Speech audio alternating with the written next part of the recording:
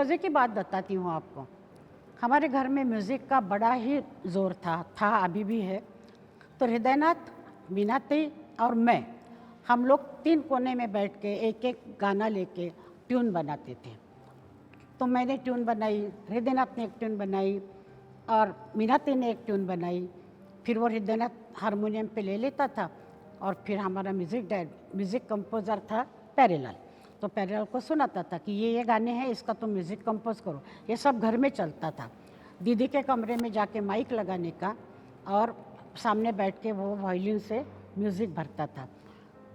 देखने में बच्चों का खेल था, लेकिन उसमें इतने अच्छे गाने बने। दादा इतने अच्छी तरह गाते थे और शब्दों को तोड़ तोड़ के इतना सुंदर बोलते थे, बहुत ही अच्छा लगा।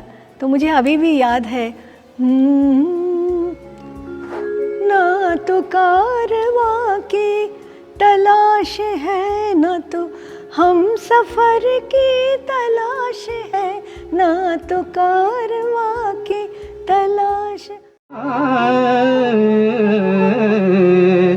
ना तो कारवां की तलाश है, ना तो कारवां की।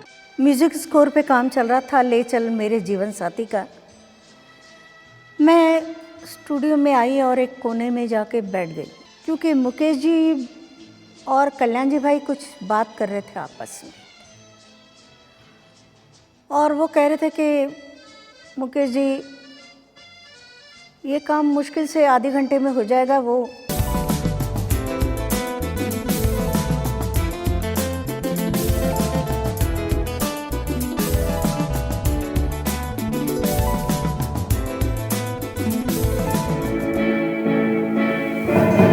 दम मारो दम, मिट जाए गम,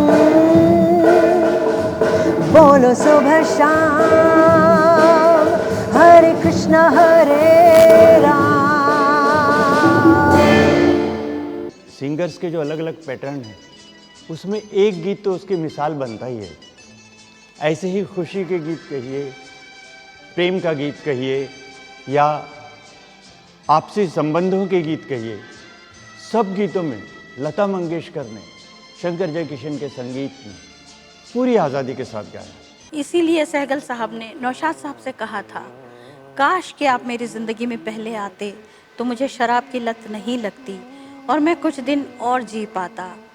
इस गीत को सहगल साहब इतना पसंद करते थे कि उन्होंने कहा था कि मेरे जनाजे के साथ इस गीत को बजाना। उनकी आखिरी 2 फिल्में शाहजहां और परवाना, इन फिल्मों में सहगल साहब ने बिना शराब पिए गीत गाए।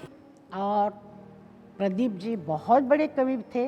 उनकी सारी ज़िंदगी में अगर सबसे ऊंचा गाना कोई होगा तो वो था ऐ मेरे वतन के लोगों। मैं एक 2 लाइन आपको सुनाती हूँ।